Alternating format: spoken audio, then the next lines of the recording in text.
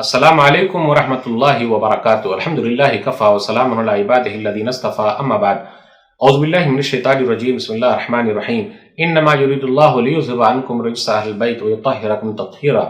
سورہ احزاب سورہ نمبر 33 کی آیت نمبر 33 آپ لوگوں کے سامنے پڑھی ہے۔ آج میرا عنوان ہے چوتھے خلیفہ علی رضی اللہ تعالیٰ عنہ۔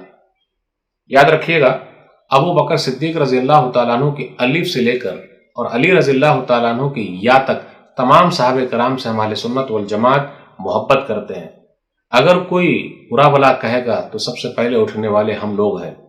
یاد رکھیے گا، اپنے یہاں یہ کہا جاتا ہے دمادم مست قلندر علی کا پہلا نمبر۔ جی نہیں، دمادم مست قلندر سیدنا صدیق اکبر آپ کا ہے پہلا نمبر۔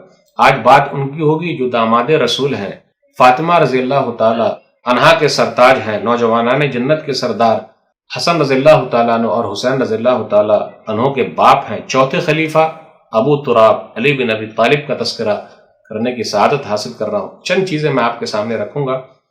یاد رکھیے گا، محرم کی مناسبت سے کچھ لوگ ہیں جو ماتم کرتے ہیں، جو روافض اور شیعہ ہیں۔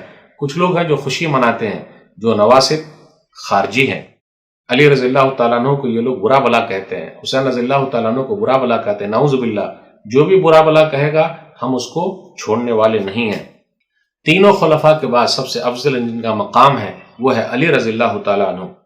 بچپن میں سب سے پہلے اسلام لانے کی توفیق کسے ملی ہے؟ علی رضی اللہ تعالیٰ عنہ کو۔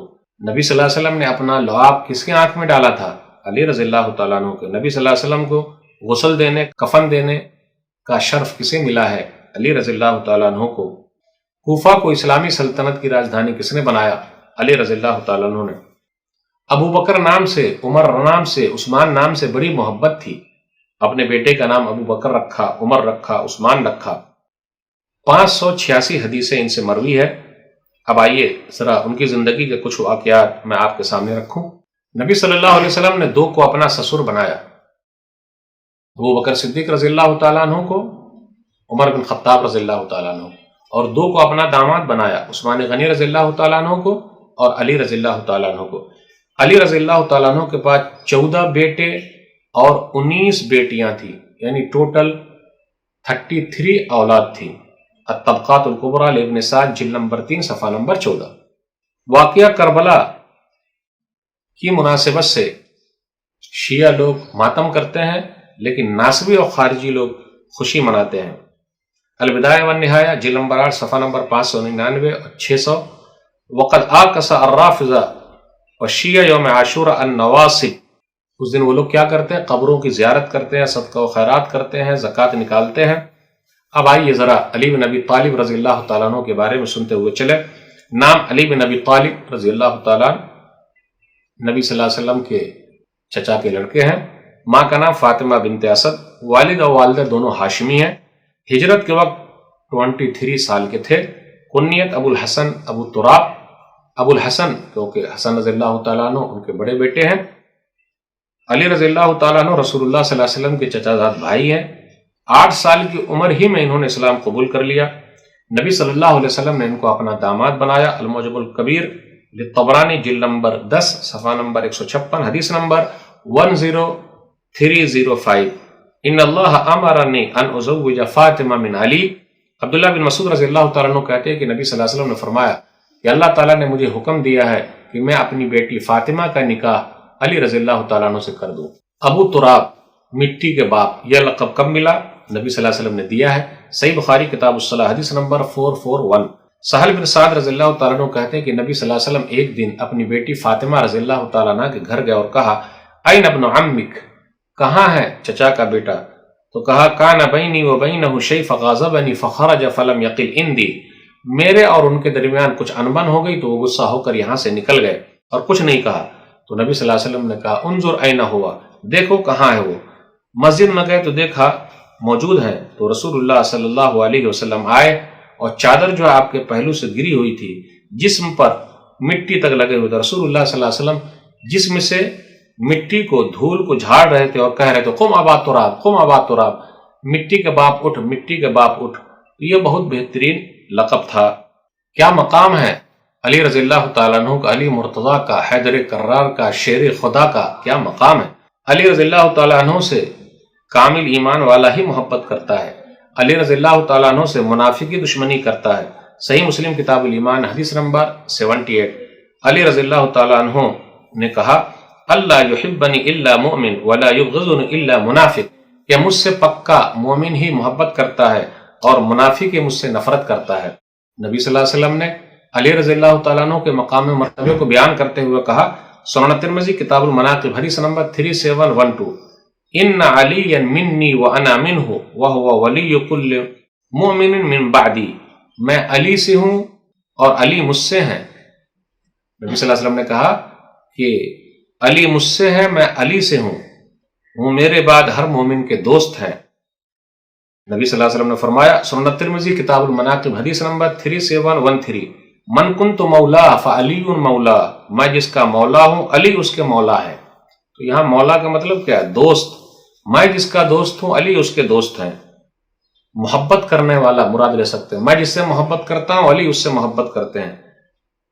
یہاں مولا کا معنی یہ نہیں ہے کہ تصرف کرنے والے، اختیار رکھنے والے، جی نہیں، محبت کرنے والے، مددگار، نصرت، دوست، یہ مراد ہے۔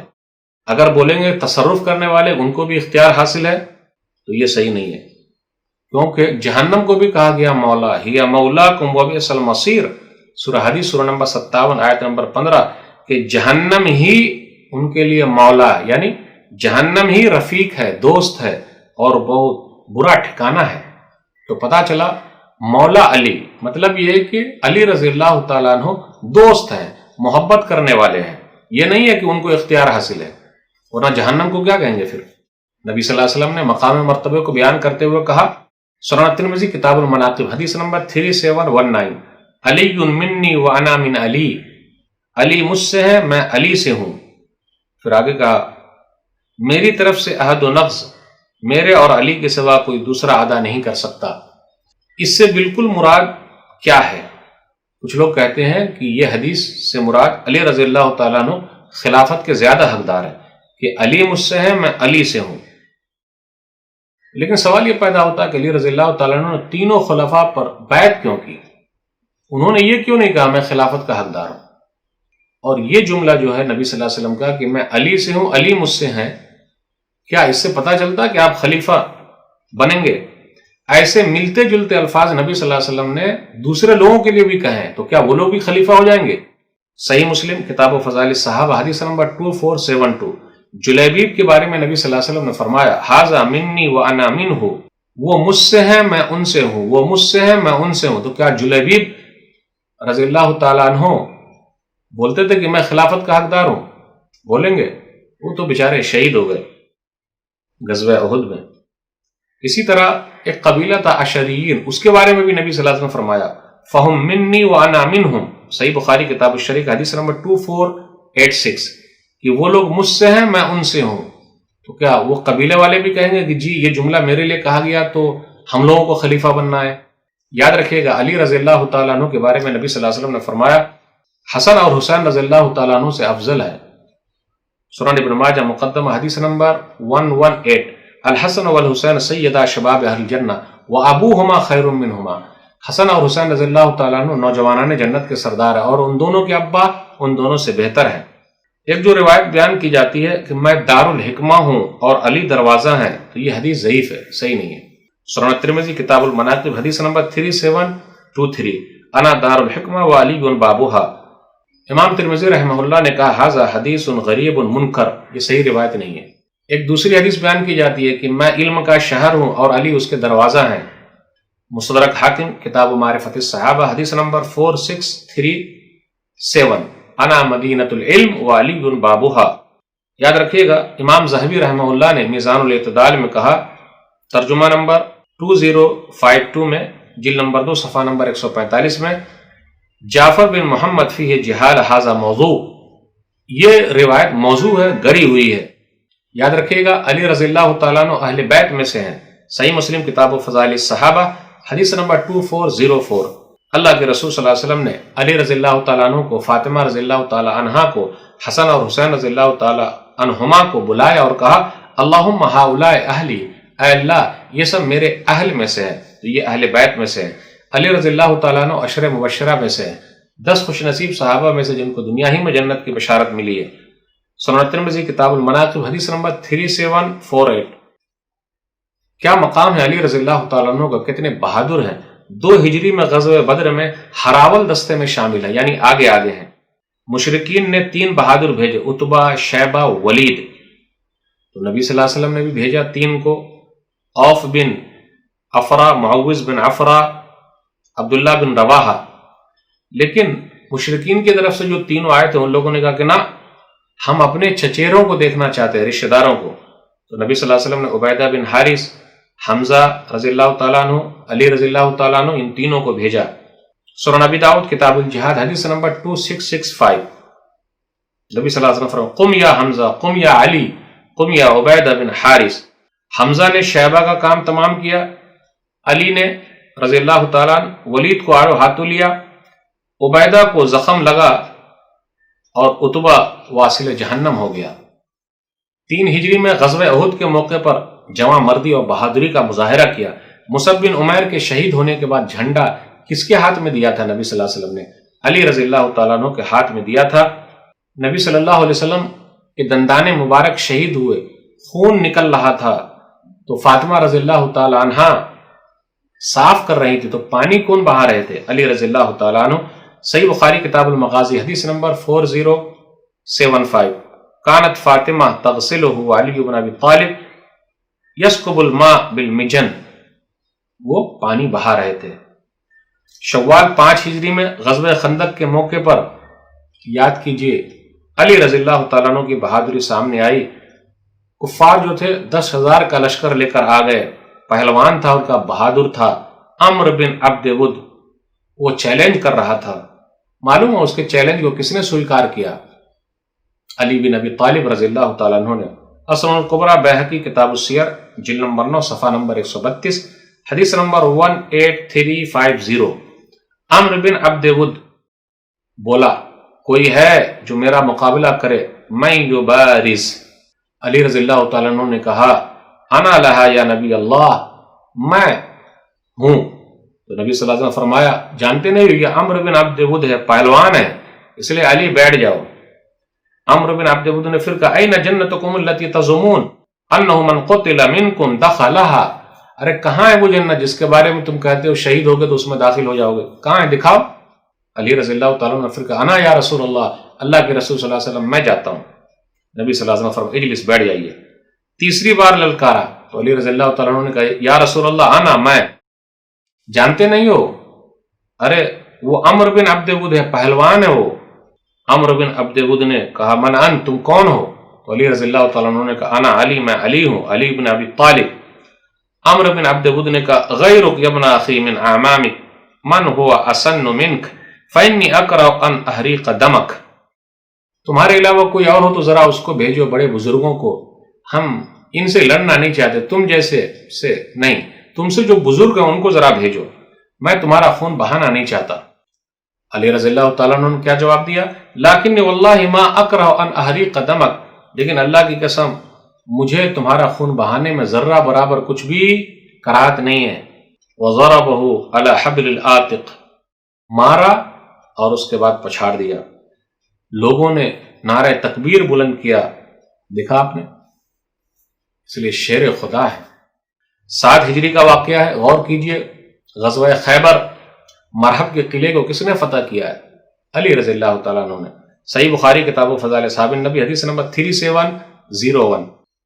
نبی صلی اللہ علیہ وسلم نے فرمایا لأعطین الرایۃ غدا رجلا یفتح اللہ علی یدہ، کل میں ایک آدمی کے ہاتھ میں جھنڈا دوں گا، اللہ اس کے ہاتھ میں فتح نصیب فرمائے گا۔ رات بھر لوگ سوچتے رہے شاید کہ جھنڈا ہمیں ملے گا، کس کو مل سکتا ہے؟ صبح ہوئی تو رسول اللہ صلی اللہ علیہ وسلم کی خدمت میں سب لوگ جمع ہو گئے اور سب کو امید تھی کہ جھنڈا انہیں ملے گا۔ نبی صلی اللہ علیہ وسلم نے فرمایا علی کہاں ہے؟ این علی بن ابی طالب، علی کہاں ہے؟ تو کہا گیا یشتکی عینیہ، ان کی آنکھ میں تکلیف ہے۔ تو نبی صلی اللہ علیہ وسلم نے کہا بلاؤ۔ جب وہ آ گئے تو نبی صلی اللہ علیہ وسلم نے اپنا تھوک ان کے آنکھ میں ڈالا، بصق فی عینیہ، اس کے بعد آنکھ ایسی اچھی ہو گئی پتہ ہی نہ چلا کبھی آنکھ خراب تھی۔ اس کے بعد علی بن ابی طالب رضی اللہ تعالیٰ عنہ کے ہاتھ میں جھنڈا دیا۔ انہوں نے کہا یا رسول اللہ وقاتلہم حتی یکونوا مثلنا، میں اس وقت تک لڑتا رہوں گا جب تک کہ یہ ہمارے مثل نہ ہو جائے، مسلمان نہ ہو جائے۔ نبی صلی اللہ علیہ وسلم نے فرمایا ابھی یوں ہی چلتے رہو، جب اس کے میدان میں اترو تو پہلے اسلام کی دعوت دو اور اتنا بتاؤ کہ اللہ کے ان پر کیا حقوق ہیں، یہ ذرا بتانا۔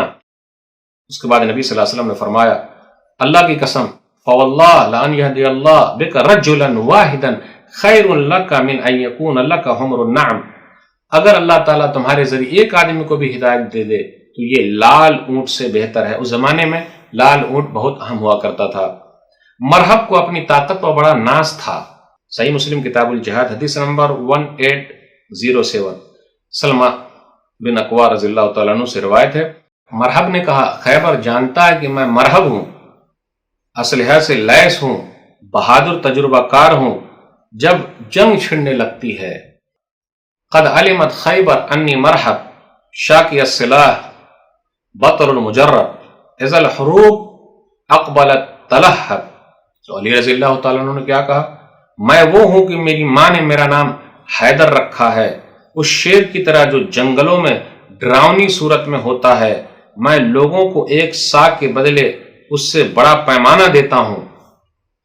انا الذی سمتنی امی حیدرہ کلیس غابات کریہ المنظرہ او فیہم بالسا کیل السندرہ۔ اللہ اکبر۔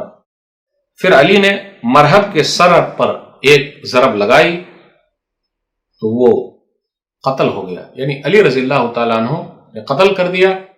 سب اس کی بہادری دھری کی دھری رہ گئی اور اللہ تعالیٰ نے خیبر کو فتح کرا دیا علی بن ابی طالب کے ہاتھوں۔ یاد رکھیے 9 ہجری میں نبی صلی اللہ علیہ وسلم غزوہ تبوک میں گئے، مدینہ میں اپنا جانشین کس کو بنایا؟ علی بن ابی طالب رضی اللہ تعالیٰ عنہ کو۔ صحیح مسلم کتاب و فضائل الصحابہ حدیث نمبر 2404، سعد بن وقاص رضی اللہ تعالیٰ عنہ کہتے ہیں کہ رسول اللہ صلی اللہ علیہ وسلم نے علی رضی اللہ تعالیٰ عنہ کو غزوہ تبوک کے موقع پر مدینہ کا جانشین بنایا۔ تو علی رضی اللہ تعالیٰ عنہ نے کہا یا رسول اللہ تخلفنی فی النساء والصبیان، مجھے عورتوں میں اور بچوں میں چھوڑ کر جا رہے ہیں؟ تو نبی صلی اللہ علیہ وسلم فرمایا اما ترضى ان تكون منی بمنزلۃ ہارون من موسیٰ غیر انہ لا نبی بعدی، تم اس پر راضی نہیں ہو کہ تمہارا مقام کیسا ہے جیسا کہ ہارون کا مقام موسیٰ علیہ السلام کے نزدیک تھا۔ کچھ لوگ کہتے ہیں کہ اس روایت سے بھی تو پتہ چلتا ہے کہ نبی صلی اللہ علیہ وسلم کے بعد علی رضی اللہ تعالیٰ عنہ خلیفہ بنیں گے۔ یاد رکھیے گا ایسے جملے نبی صلی اللہ علیہ وسلم نے دوسرے صحابی کے لیے بھی کہیں تو کیا وہ بھی خلیفہ بنیں گے؟ نبی صلی اللہ علیہ وسلم نے یہ بات اس وقت کہی تھی جب منافقوں نے علی رضی اللہ تعالیٰ عنہ پر طنز کیا تھا۔ اور یاد رکھیے گا ہارون کی وفات علیہ الصلوۃ والسلام موسیٰ علیہ الصلوۃ والسلام سے پہلے ہوئی ہے۔ نمبر 3، ہارون موسیٰ علیہ الصلوۃ والسلام کے وصی نہیں تھے بلکہ وہ خود نبی تھے۔ ہارون علیہ الصلوۃ والسلام تو خود نبی تھے اور وزیر بھی تھے، تو کیا علی رضی اللہ تعالیٰ عنہ نبی صلی اللہ علیہ وسلم کے وزیر ہیں، وصی تھے؟ جی نہیں۔ نمبر 4، غزوہ بدر میں عبداللہ بن ام مکتوم رضی اللہ تعالیٰ عنہ کو نبی صلی اللہ علیہ وسلم نے مدینہ کے اندر اپنا نائب بنایا تھا، تو کیا عبداللہ بن ام مکتوم رضی اللہ تعالیٰ عنہ بھی کہیں گے کہ وہ خلافت کے حقدار ہیں؟ علی رضی اللہ تعالیٰ عنہ کا مقام و مرتبہ کتنا اونچا ہے، وہ ممتاز خطباء صحابہ میں سے یعنی بہترین تقریر کرنے والے ہیں۔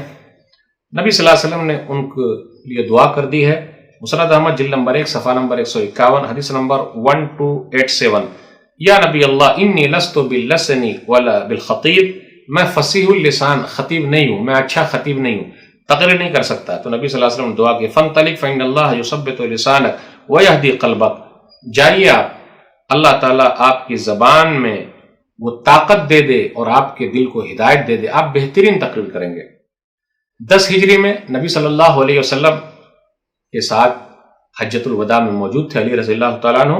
نبی صلی اللہ علیہ وسلم نے 63 اونٹ 63 اونٹ ذبح کیے اور 37 اونٹ علی رضی اللہ تعالیٰ عنہ نے ذبح کیے، تو ٹوٹل 100 اونٹ نبی صلی اللہ علیہ وسلم نے ذبح کیے تھے۔ صحیح مسلم کتاب الحج حدیث نمبر 1218، فتح مکہ کے موقع کی خبر کافروں کو دینے کے لیے حاتب ابن ابی بلتہ نے ایک عورت کو بھیجا تھا۔ نبی صلی اللہ علیہ وسلم کو پتہ چل گیا وحی کے ذریعے کہ وہ عورت کہاں ہے، تو کس کو بھیجا تھا؟ تو نبی صلی اللہ علیہ وسلم نے علی رضی اللہ تعالیٰ عنہ، زبیر رضی اللہ تعالیٰ عنہ، مقداد رضی اللہ تعالیٰ عنہ، ان تینوں کو بھیجا کہ آپ جائیے روضہ خاف پر وہ عورت ہے اور اس سے وہ خط لے کر آئیے۔ صحیح مسلم کتاب و فضائل صحابہ حدیث نمبر 2494۔ کیا مقام و مرتبہ ہے علی رضی اللہ تعالیٰ عنہ کا کہ وہ نبی صلی اللہ علیہ وسلم کا معاہدہ بھی لکھتے تھے، اور صلح حدیبیہ کے موقع پر انہی کو موقع ملا ہے، بہترین لکھنے والے بھی تھے۔ صحیح بخاری کتاب الصلح حدیث نمبر 2699۔ جب کہا گیا رسول اللہ لفظ مٹا دو، وہ جو قریش کی طرف سے آئے تھے وہ چاہتے تھے کہ جی نہیں، رسول اللہ نہ رہے، کیونکہ اگر رسول اللہ ہم مان ہی لیں گے تو جھگڑا کیا۔ لیکن کتنی محبت ہے نبی صلی اللہ علیہ وسلم کے لفظ سے، نبی صلی اللہ علیہ وسلم سے، رسول اللہ صلی اللہ علیہ وسلم سے، لفظ رسول اللہ صلی اللہ علیہ وسلم کو مٹانے کے لیے علی رضی اللہ تعالیٰ عنہ تیار نہیں ہے۔ تو نبی صلی اللہ علیہ وسلم نے جب یہ کہا امحو رسول اللہ، آپ رسول اللہ کے لفظ کو مٹا دیجئے، تو انہوں نے کہا لا واللہ لا امحو کا ابدا، میں کبھی بھی آپ کو مٹا نہیں سکتا، رسول اللہ کے لفظ کو مٹا ہی نہیں سکتا۔ تو خود رسول اللہ صلی اللہ علیہ وسلم نے مٹا دیا۔ حاذا ما قاض علیہ محمد بن عبداللہ، اور اس کے بعد معاہدہ لکھا گیا، یہ محمد بن عبداللہ کی طرف سے ہے۔ علی بن ابی طالب رضی اللہ تعالیٰ عنہ نے کہا کیا مقام و مرتبہ ان کا؟ کہا دین کا دار و مدار عقل پہ نہیں ہے۔ سنن نبی داؤد کتاب الطہارہ حدیث نمبر 162۔ لو کان الدین بالرائے لکان اسفل الخف اولا بالمس من اعلی وقد رأیت رسول اللہ صلی اللہ علیہ وسلم یمسح علی ظاہر خفیہ، کہ اگر دین کے اندر عقل سے کام لیا جاتا تو موزے کا نچلا حصہ زیادہ بہتر ہے کہ اس کو صاف کیا جائے اونچے حصے کے مقابلے میں، تو گندگی تو نیچے ہی لگی رہتی ہے، لیکن نبی صلی اللہ علیہ وسلم نے اوپر مسح کیا ہے۔ علی رضی اللہ تعالیٰ عنہ کا مقام و مرتبہ اتنا اونچا ہے کہ نبی صلی اللہ علیہ وسلم نے ان کو ہی بھیجا کہ جتنی بھی قبر اوپر اٹھی ہوئی ہے اس کو زمین کے برابر کر دو، اور جتنے مجسمے اسٹیچو ہیں اس کو ختم کر دو۔ صحیح مسلم کتاب الجنائز حدیث نمبر 969۔ غور سے یاد رکھیے گا۔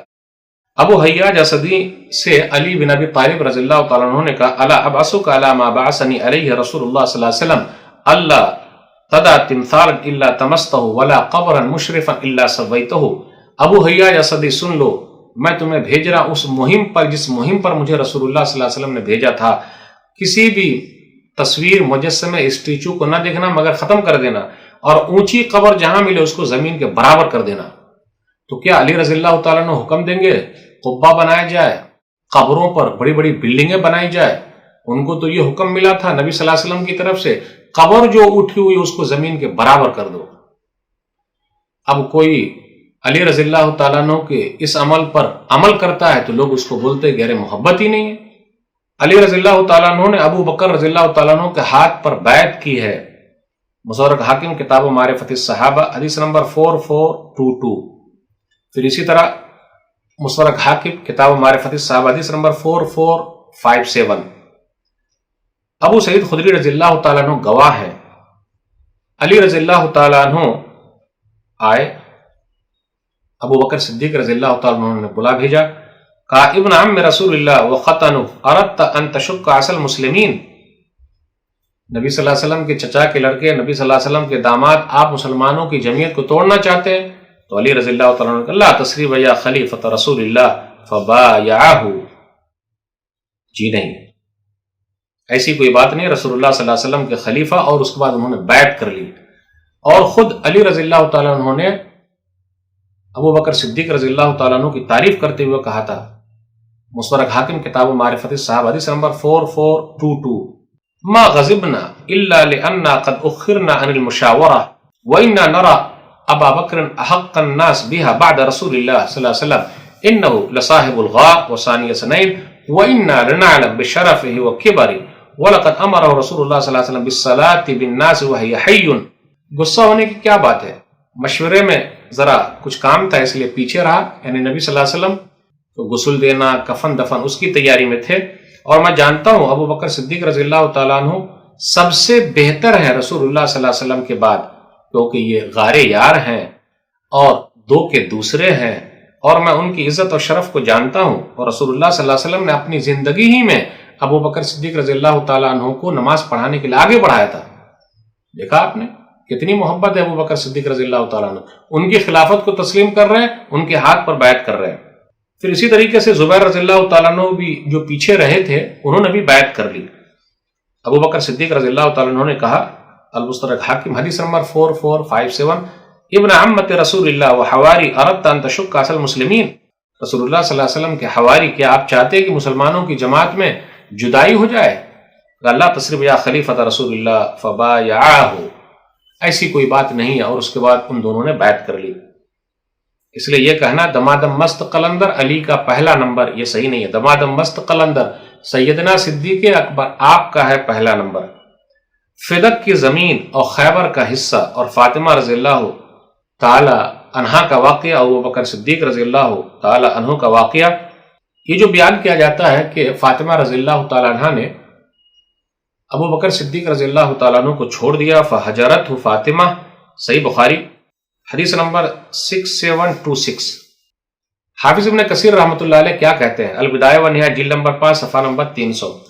روافظ نے بڑی جہالت کا ثبوت دیا ہے اور کس بیانی کی ہے جس کی حقیقت سے وہ خود بھی ناواقف ہے۔ اگر یہ لوگ معاملات کی حقیقت کو جانتے اور کوشش بھی کرتے تو صدیق کی فضیلت ان کے سامنے آ جاتی، اور آپ کی دلیل یہ تھی، یعنی ابو بکر صدیق رضی اللہ تعالیٰ عنہ کی فدق کے واقعہ میں، اس زمین کے بارے میں، کہ فاطمہ رضی اللہ تعالیٰ عنہ جب آئیں کہنے کے لیے تو کہا، نبی صلی اللہ علیہ وسلم کی حدیث ہے ہم انبیاء کی جماعت کا کوئی وارث نہیں ہے، تو یہ استدلال کیا اس حدیث سے، دلیل کو دیکھ کر معذرت قبول کر لیتے۔ یہ عجب قوم ہے، جبکہ صحابہ، تابعین، معتبر علماء اسلام کے یہاں ایسی کوئی باتیں نہیں ہیں۔ یہ بات نہیں کی، کلام نہیں کیا فاطمہ رضی اللہ تعالیٰ عنہ نے، اس کا مطلب کیا ہے؟ امام نووی رحمۃ اللہ علیہ مسلم کی شرح المنہاج میں ذکر کرتے ہیں، صحیح مسلم کتاب الجہاد والسیر حدیث نمبر 1759 کے تحت فاطمہ رضی اللہ تعالیٰ عنہ کھچی کھچی رہتی تھی۔ نمبر 2، وراثت کے سلسلے میں بات نہیں کی۔ نمبر 3، یا ابو بکر صدیق رضی اللہ تعالیٰ عنہ سے کوئی مطالبہ نہیں کیا۔ نمبر 4، دونوں ملے لیکن سلام و کلام نہیں کیا، ایسی کوئی روایت نہیں ملی۔ یا اس کا مطلب یہ ہے کہ گھر کے اندر وہ کام میں مشغول تھی تو نہیں جا سکی۔ اور ایک بات اور ہے، 3 دن سے زیادہ بات چیت بند نہیں رکھ سکتے، تو کیا فاطمہ رضی اللہ تعالیٰ عنہ 3 دن سے زیادہ بات چیت بند رکھیں گی؟ نبی صلی اللہ علیہ وسلم کی حدیث ہے یہ؟ جی نہیں۔ فاطمہ رضی اللہ تعالیٰ عنہ راضی ہو گئیں۔ السنن الکبریٰ بیہقی کتاب قسم الفی حدیث نمبر 12735۔ ثم ترضا حتی رضیت، البدایہ والنہایہ جلد نمبر 5 صفحہ نمبر 302 پر یہی آیا ہے۔ اس کے بعد زید بن علی ابو بکر صدیق رضی اللہ تعالیٰ عنہ کے اجتہاد کی تائید کرتے ہیں، جو حسین رضی اللہ تعالیٰ عنہ کے پرپوتے ہیں۔ البدایہ والنہایہ جلد نمبر 5 صفحہ نمبر 303۔ اما انا فلو کنت مکان ابی بکر لحکمت بما حکم به ابو بکر فی فدق، اگر میں ہوتا تو میں بھی وہی فیصلہ کرتا جو ابو بکر صدیق نے فدق کے واقعہ میں اور خیبر کی زمین کے بارے میں فیصلہ کیا ہے۔ تو یہ گواہی کن کی ہے؟ حسین رضی اللہ تعالیٰ عنہ کے پرپوتے زید بن علی کی گواہی ہے۔ علی رضی اللہ تعالیٰ عنہ خلافت فاروقی میں بھلائی اور خیر خواہی کے محور رہے۔ الاستیعاب فی معرفت الاصحاب حدیث نمبر 1875۔ علی اقضانا، عمر رضی اللہ تعالیٰ عنہ نے کہا کہ علی ہم میں سے سب سے بہترین فیصلہ کرنے والے ہیں۔ علی رضی اللہ تعالیٰ عنہ نے اپنی بیٹی ام کلثوم کا نکاح عمر بن خطاب رضی اللہ تعالیٰ عنہ سے کیا تھا۔ بھلا بتائیے دشمن کو اپنی بیٹی کوئی دے سکتا ہے؟ فروع کافی جلد نمبر 2 صفحہ نمبر 211۔ علی رضی اللہ تعالیٰ عنہ عثمان غنی رضی اللہ تعالیٰ عنہ کے دور میں بھی ان کے ساتھ تھے، اور آپ کو معلوم ہے بچانے کے لیے کس کو بھیجا تھا؟ اپنے دونوں بیٹوں کو بھیجا تھا۔ تو کیا کوئی دشمن کو بچانے کے لیے بھیجتا ہے؟ مروج ذہب مسعودی جلد نمبر 2 صفحہ نمبر 344 345۔ سیر اعلام النبلاء صفحہ نمبر 209۔ سیر خلفاء الراشدین اس کے اندر ہے کہ علی رضی اللہ تعالیٰ عنہ کو پتا چلا کہ لوگ جو ہیں وہ مارنا چاہتے ہیں عثمان غنی رضی اللہ تعالیٰ عنہ کو، تو اپنے دونوں بیٹوں حسن اور حسین رضی اللہ تعالیٰ عنہ کو تلوار دے کر بھیجا، صلاح دے کر بھیجا کہ جاؤ مدد کرو۔ لطم الحسن وضرب صدر الحسین، حسن کو چاٹا مارا اور حسین رضی اللہ تعالیٰ عنہ کے سینے میں مارا۔ کہ آپ کے رہتے ہوئے یہ کیا ہو گیا؟ علی رضی اللہ تعالیٰ عنہ کو ابو بکر، عمر، عثمان نام سے بڑی محبت ہے، اپنے بیٹوں کا نام رکھا۔ حسن رضی اللہ تعالیٰ عنہ کو بھی ابو بکر، عمر اور عثمان نام سے محبت ہے، اپنے بیٹوں کا نام رکھا۔ حسین رضی اللہ تعالیٰ عنہ کو بھی ابو بکر، عمر اور عثمان نام سے محبت ہے، اپنے بیٹوں کا نام رکھا۔ البدایہ والنہایہ جلد نمبر 8 صفحہ نمبر 583 586۔ یاد رکھیے گا 72 جو کربلا کے میدان میں شہید ہوئے اس میں ابو بکر، عمر اور عثمان بھی نام کے شہید ہوئے، لیکن ان کا نام نہیں لکھا جاتا ہے کیونکہ وہ ابو بکر یاد آ جائیں گے، وہ عمر یاد آ جائیں گے، وہ عثمان یاد آ جائیں گے، تو محمد اکبر، محمد اصغر لکھا ہوا ملے گا۔ معاویہ رضی اللہ تعالیٰ عنہ علی رضی اللہ تعالیٰ عنہ کی نظر میں صفین کے بعد واپس آیا اور کہا البدایہ والنہایہ جلد نمبر 8 صفحہ نمبر 526 ایھا الناس لا تکرہوا امارۃ معاویہ، اے لوگو معاویہ کی امارت کو ناپسند مت کرو۔ علی رضی اللہ تعالیٰ عنہ کی خلافت اور کارنامے۔ علی بن ابی طالب رضی اللہ تعالیٰ عنہ نے خلفائے ثلاثہ کے دور خلافت میں جو نافذ تھا اس کو نافذ رہنے دیا۔ صحیح بخاری کتاب و فضائل اصحاب النبی حدیث نمبر 3707۔ خرید و فروخت کے لیے منڈیاں بنوائی۔ علی کے زمانے میں سپریم کورٹ کی حالت اور اچھی ہو گئی۔ آج ایک واقعہ دیکھتے ہیں، حلیۃ الاولیاء ابن جوزی رحمہ اللہ کتاب ہے، جلد نمبر 4 صفحہ نمبر 14 کے اندر ہے، ایک یہودی اور علی رضی اللہ تعالیٰ عنہ قاضی شرح کے یہاں جاتے ہیں۔ علی رضی اللہ تعالیٰ عنہ کی زرہ گم ہو جاتی ہے، یہودی رات کے اندھیرے میں اٹھا لیتا ہے، بازار میں بیچتے رہتا ہے۔ علی رضی اللہ تعالیٰ عنہ کہتے ہیں یہ تو میرے زرہ ہے۔ اس نے کہا نہیں میری ہے کیونکہ میرے پاس ہے۔ دونوں قاضی شرح کے پاس پہنچے۔ قاضی شرح نے کہا یہ تو آپ کی لگتی ہے لیکن دلیل کیا ہے؟ تو کہا میرے دونوں بیٹے گواہی دیں گے، حسن اور حسین رضی اللہ تعالیٰ عنہ۔ تو قاضی شرح نے کہا بیٹے کی شہادت اور گواہی باپ کے حق میں قبول نہیں ہوگی۔ اس کے بعد فیصلہ سنا دیا کہ یہودی جاؤ لے جاؤ، یہ تمہارا ہی زرہ ہے۔ قاضی شرح نے جب ایسا فیصلہ سنا، دیکھیے قاضی کیسے تھے، سپریم کورٹ کے جج کیسے تھے، یہ نہیں دیکھا امیر المومنین ہے، نہ، جو حق ہے وہ حق ہے، چاہے اپنے وقت کا کوئی آدمی کیسا کیوں نہ رہے اور دوسرا کیوں نہ رہے، ہر ایک کو انصاف ظاہری طور پر جو ہے وہ رہے گا۔ وہ یہودی کھڑا ہوا اور اس نے کہا امیر المومنین مجھے قاضی کے پاس لے کر آئے، اور قاضی نے ان کے ہی خلاف فیصلہ کر دیا۔ یہودی نے کہا اشہد ان ھذا الحق، اشہد ان لا الہ الا اللہ وان محمد رسول اللہ وان درع درو، میں لا الہ الا اللہ پڑھ کے مسلمان ہوتا ہوں اور یہ زرہ آپ ہی کی ہے۔ علی رضی اللہ تعالیٰ نے ان سے کہا جا تو ہی رکھ لے۔ البدایہ والنہایہ جلد نمبر 8 صفحہ نمبر 391۔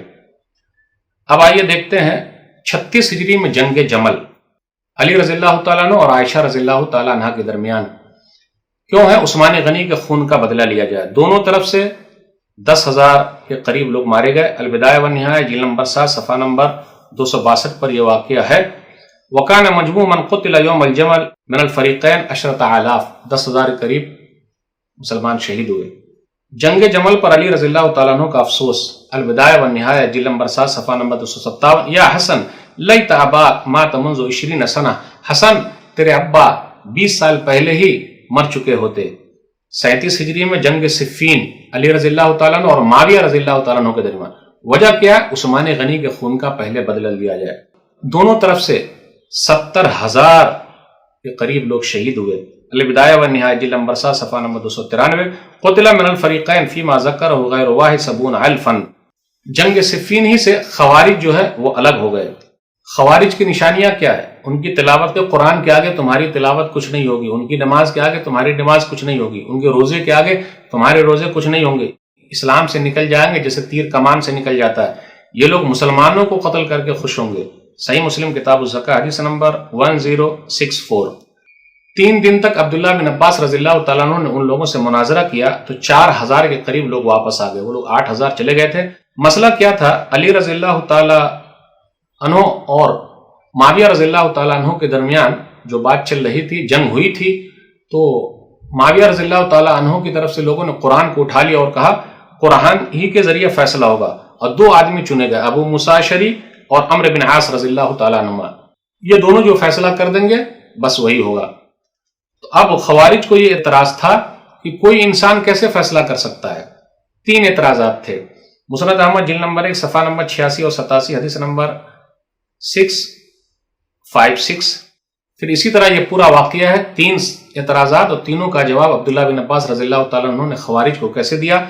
مصنف عبد الرزاق کتاب اللقط حدیث نمبر 18678۔ اب آئیے ذرا خلاصہ لیتے ہیں۔ پہلا اعتراض یہ تھا، علی رضی اللہ تعالیٰ عنہ نے اللہ کے حکم کے مقابلے میں انسان کو انصاف کرنے والا بنایا، اس کو ابو موسیٰ اشعری کو اور عمرو بن عاص کو، جبکہ قرآن میں اللہ نے کہا سورہ نام سورہ نمبر 6 آیت نمبر 56، ان الحکم الا للہ، حکم جو ہے وہ اللہ ہی کا چلے گا۔ تو یہ 2 آدمی کیسے فیصلہ کریں گے؟ تو عبداللہ بن عباس رضی اللہ تعالیٰ عنہ نے جواب دیا، قرآن کی آیت سے جواب دوں، مان لو گے؟ بولے ہاں۔ یحکم بہ ذوی عدل منکم سورہ مائدہ سورہ نمبر 5 آیت نمبر 95۔ شکار کرتے وقت کا فیصلہ کون کریں گے؟ اگر حج پہ جا رہے ہیں اور احرام میں اور شکار کر لیا خرگوش کا، تو دو تم میں سے انصاف کرنے والے. پھر اسی طرح ایک آیت اور پڑھی عبداللہ بن عباس رضی اللہ تعالیٰ عنہ نے، سورہ نساء سورہ نمبر 4 آیت نمبر 35، فَبَعَثُوا حَكَمًا مِّنْ أَهْلِهِ وَحَكَمًا مِّنْ أَهْلِهَا، کہ جب میاں بیوی میں اختلاف ہو جائے تو ایک آدمی اس طرف سے ایک آدمی اس طرف سے، یعنی عورت اور مرد دونوں کی طرف سے رہے.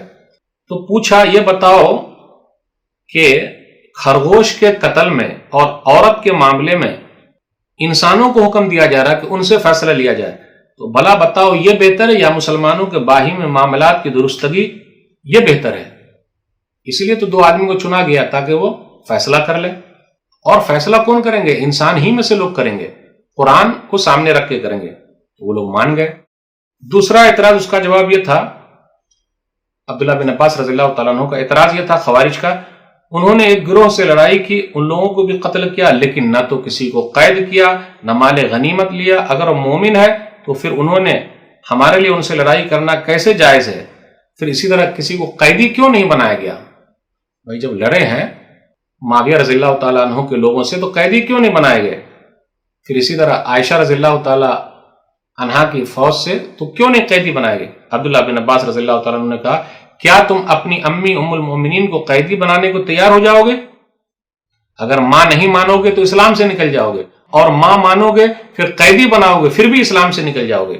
تو قرآن کی آیت سورہ احزاب سورہ نمبر 33 آیت نمبر 6، النبی اولیٰ بالمؤمنین من انفسہم وازواجہ امہاتہم، کہ نبی صلی اللہ علیہ وسلم کی بیویاں مومنوں کے لیے مائیں ہیں. خوارج کا تیسرا اعتراض تھا اور عبداللہ بن عباس نے جواب دیا. انہوں نے صلح کا معاہدہ لکھتے وقت کہا اپنے نام کے آگے امیر المؤمنین کا لفظ مٹا دیا جائے. اگر وہ امیر المؤمنین نہیں ہے تو کیا وہ امیر الکافرین ہے؟ خوارج نے کہا. عبداللہ بن عباس رضی اللہ تعالیٰ نے جواب دیا، یہ بتاؤ رسول اللہ صلی اللہ علیہ وسلم نے حدیبیہ کے موقع پر اپنے نام کے آگے رسول اللہ ہٹا دیا تھا. سہیل بن عمرو جو قریش کے ایلچی تھے ان کے سامنے تو محمد بن عبداللہ لکھا گیا تھا. صحیح بخاری کتاب الصلح حدیث نمبر 2699. علی افضل ہے یا رسول اللہ صلی اللہ علیہ وسلم افضل ہے؟ جب رسول اللہ صلی اللہ علیہ وسلم اتنے افضل ہیں اور اپنا نام ہٹا سکتے ہیں تو علی رضی اللہ تعالیٰ عنہ کیوں نہیں ہٹا سکتے؟ تو اس طرح 4000 لوگ واپس آ گئے. اب آئیے لیتے ہیں شہادت علی. ایک خارجی تھا عبد الرحمن بن ملجم، وہ کوفہ آیا اور نماز کے وقت اس نے حملہ کیا. یہ کب کا دن تھا؟ جمعہ کا دن تھا، 17 رمضان 40 ہجری. 63 سال کی عمر پائی، 4 سال 9 مہینے مسلمانوں کے خلیفہ رہے. علی رضی اللہ تعالیٰ عنہ کی قبر کہاں ہے؟ علامہ ابن تیمیہ رحمۃ اللہ علیہ بیان فرماتے ہیں مجموع الفتاوی میں جلد نمبر 4 صفحہ نمبر 306 پر، علی وہی دفن کیے گئے، قبر کے آثار کو مٹا دیا گیا. نجف عراق میں جو مشہد علی ہے وہ علی رضی اللہ تعالیٰ عنہ کی قبر نہیں ہے. مشہد علی کو بنو بویا معیز الدولہ کے دور میں بنایا گیا ہے. علی رضی اللہ تعالیٰ عنہ کی وفات پر معاویہ رضی اللہ تعالیٰ عنہ رونے لگے. البدایہ والنہایہ جلد نمبر 8 صفحہ نمبر 526 اور کہا، جب ان کی بیوی نے کہا کیوں رو رہے ہو تو کہا ویحک انک لا تدرین ما فقد الناس من الفضل والفقہ والعلم، تو نہیں جانتی ہے آج علم فضل فقہ پہ ایک آدمی اڑ گئے. امام احمد بن حنبل رحمۃ اللہ علیہ سے پوچھا گیا صحابہ کرام کے درمیان جو جنگیں ہوئی اس کے بارے میں، تو انہوں نے کہا البدایہ والنہایہ جلد نمبر 8 صفحہ نمبر 525، تلک امۃ قد خلت لها ما کسبت ولکم ما کسبتم ولا تسألون عما كانوا يعملون. سورہ بقرہ سورہ نمبر 2 آیت نمبر 134. یہ امتیں گزر گئی، ان کا عمل ان کے ساتھ، تمہارا عمل تمہارے ساتھ، کسی سے نہیں پوچھا جائے گا. عمر بن عبدالعزیز رحمۃ اللہ علیہ سے پوچھا گیا یہ لڑائیوں کے بارے میں.